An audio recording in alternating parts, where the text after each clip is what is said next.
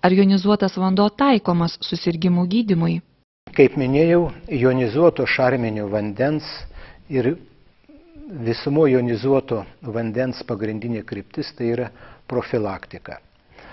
Tačiau dėka visą apimančio vandens ir jo ypač jonizuoto vandens poveikio žmogaus organizmui gali pasireikšti ir teigiamas gydomasis efektas. Šarminis jonizuotas vanduo nėra vaistas, taip kaip ir rūgštinis vanduo taip pat nėra vaistas.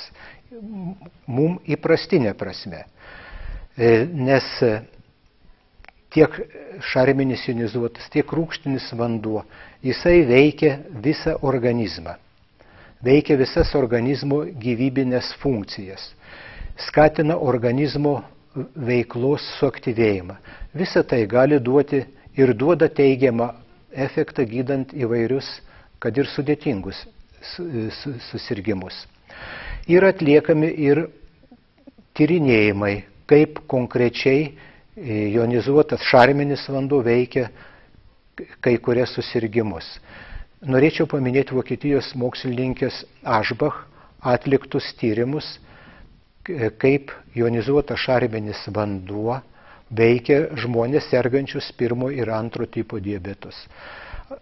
Jos pateikti moksliniai klinikiniai tyrimų duomenys teikia džiugius rezultatus ir teikia viltį žmonėm, kuriuos kamuoja ši sunki liga. Tačiau vis dėlto norėčiau pabrėžti, kad pagrindinis jonizuoto vandens, ypač jonizuoto šarminio vandens privalumas, tai yra būtent profilaktika, ligų prevencija.